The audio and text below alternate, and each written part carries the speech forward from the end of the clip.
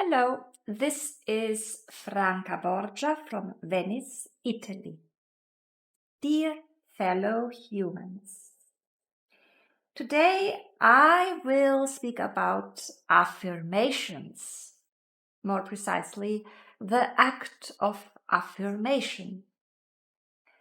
You might wonder why I speak about the act of affirmation. You do probably not think of yourself affirming anything particular when you go through your day.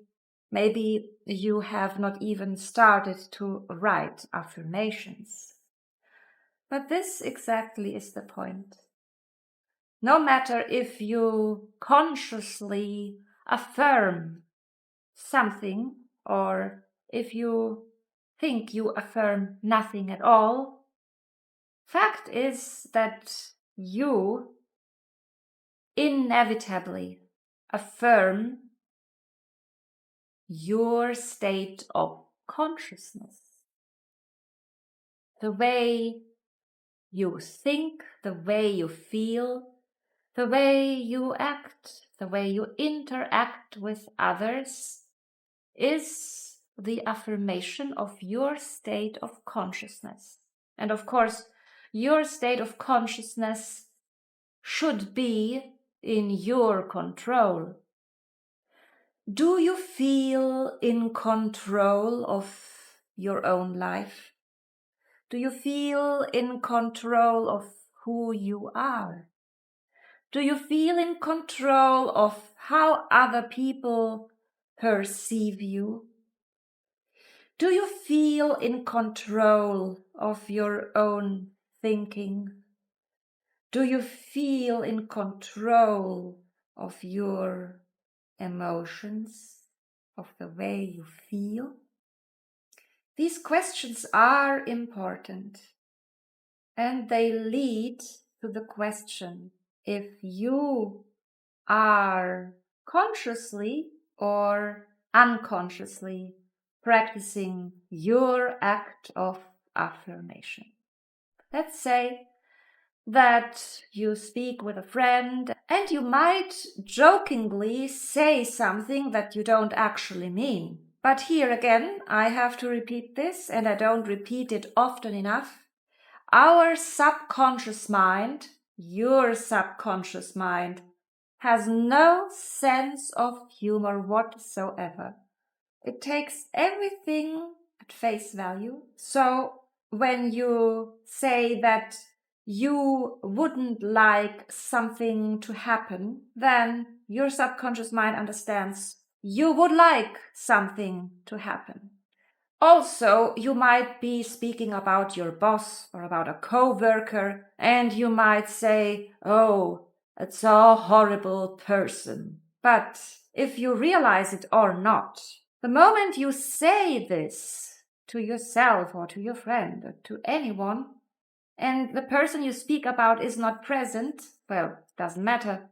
Your subconscious mind always listens very accurately, and you can be sure the next time you meet that person about whom you said that they are horrible, they will be horrible because that's what you attuned to subconsciously.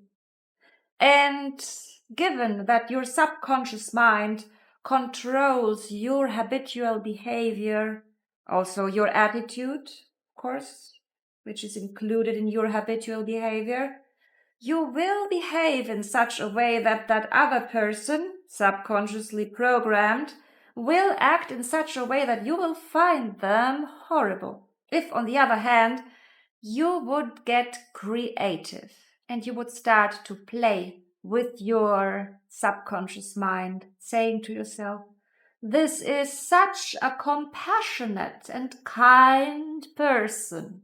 You can just try. You can say it to yourself. You can say it to a friend when you speak about your situation at work. And you will be surprised that next time you meet that person, they will start to behave in a more kind and compassionate way. Because Your subconscious mind is very powerful. You just have to test it. Test and try, and you will be amazed at what's going to happen. So, this is just an example of how you affirm things. So many of us are sending out very powerful energies, but very often without conscious intentions. And then they are surprised why things are happening exactly as they jokingly might have said. When we speak about the act of affirmation, we need to consider that your subconscious mind is busy non-stop. Truly, each and every moment of each and every single day, with each and every single breath you take. Some of you might think, well, I have not made any statement. I have not affirmed anything. I haven't set an intention. I've just been, well, talking to a friend or maybe talking to yourself. But the point is that you cannot switch off your subconscious mind. It notices everything, it remembers everything, and it takes everything very seriously. So what you may have said to yourself or to someone else as a joke, your subconscious mind takes it seriously and it proceeds to manifest those things for you because you send out energy as you live and you breathe. You must imagine that this world, this universe, is like an open space.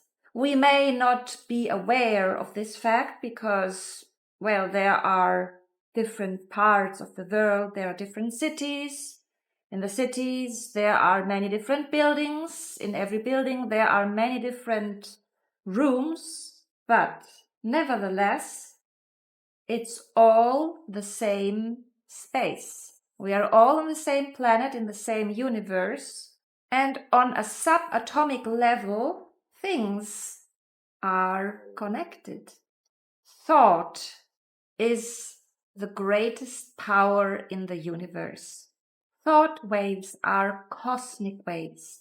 They penetrate all time and space. A thought is more potent than a laser beam. Bob Proctor often mentioned it, and I think you can never, and I think this is an important thing to remember, that our thoughts, our imagination, even if it does not seem to be tangible, is a powerful force. Napoleon Hill said that imagination is the most marvelous, magnificent, inconceivably powerful force the world has ever known. And Napoleon Bonaparte, more than a century before, said the same. He said, "L'imagination gouverne le monde." Imagination governs the world. This means that you should be acutely aware not only of the way you think and speak and act and interact, but of your imagination, because it is a powerful tool. So you should use it to your own advantage. If you have already started to write affirmations every day, you will notice how powerful they are. You set the tone for the entire day. The morning, you set the tone for the entire day the moment you wake up. And the first few minutes are decisive.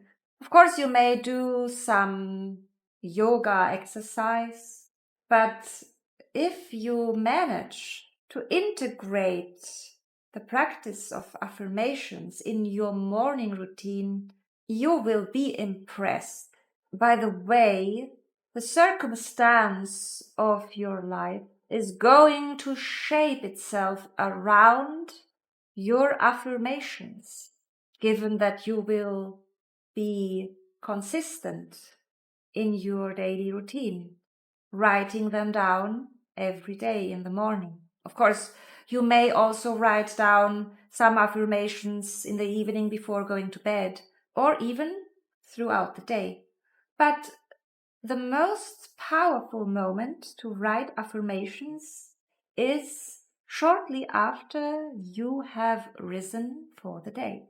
I start every affirmation by writing, "I feel so happy and grateful." And I do so for a good reason. Your subconscious mind is habitual. It's like a groove. It is tuned into your habits, your habitual way of thinking, speaking, acting, interacting, the way you dress, your nutrition, the place you live in. All these are habits. And when you keep repeating, "I feel so happy and grateful," your subconscious mind gets used to it. And the trick is that it will much more easily accept whatever follows immediately after this first part of the affirmation, "I feel so happy and grateful." For example, "I feel so happy and grateful now that I naturally enjoy excellent health."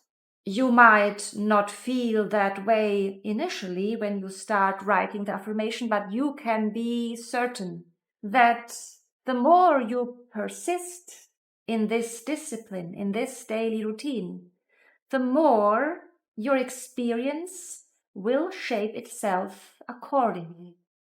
If you are curious to find out more about affirmations, about your subconscious mind, and about other topics that I discuss in my book series, FAQ Making You Think, that is available on Amazon, feel free to check out my books and maybe visit my websites. I wish you a fantastic day.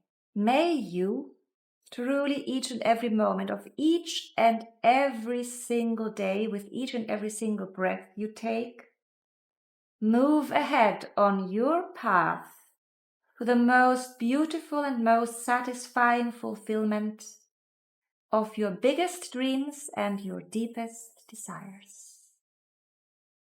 Bye.